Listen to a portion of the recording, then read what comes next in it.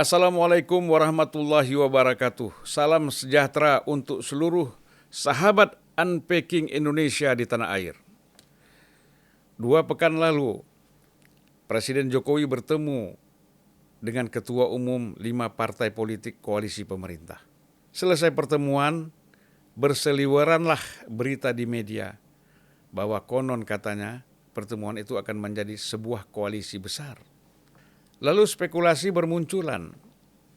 Kabarnya Ketua Umum Partai Gerindra, Prabowo Subianto, digadang-gadang akan menjadi baca pres dari koalisi tersebut.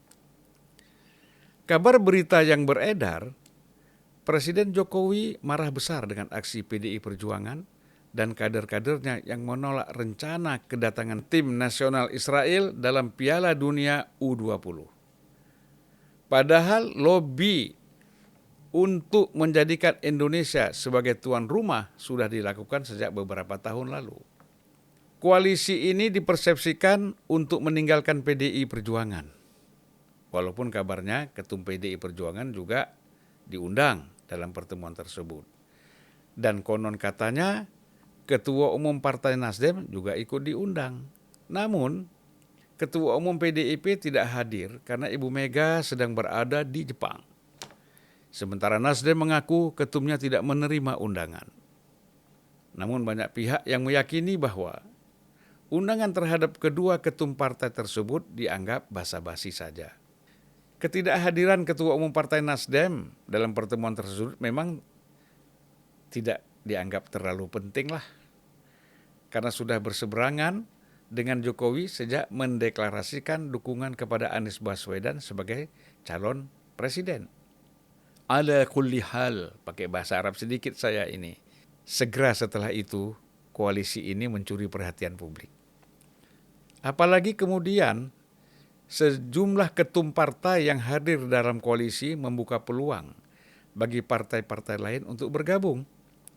Anehnya, meski sempat membetot perhatian publik, tapi sepertinya koalisi ini mulai kehilangan arah.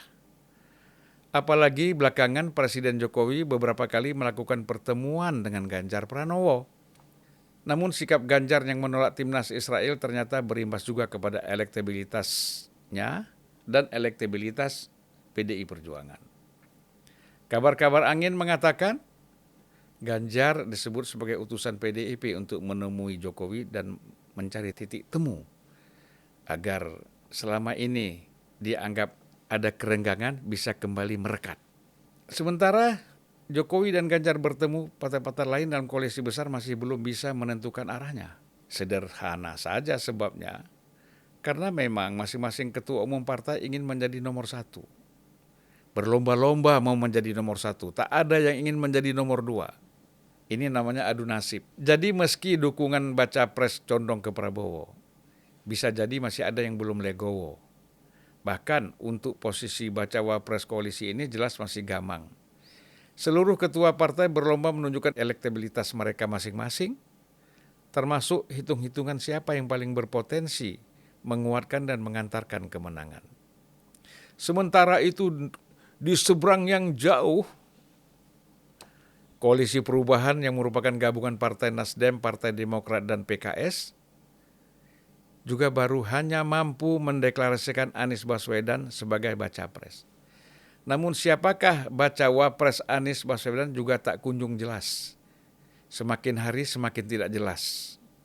Konon terjadi tarik-menarik yang alot di dalam koalisi ini. Karena SBY masih ngotot berupaya agar AHY menjadi pendamping Anies Baswedan. Sedangkan PKS terus menyodorkan Hidayat Nur Wahid. Saudara-saudaraku sekalian, pemilu 2024 sudah hitungan bulan.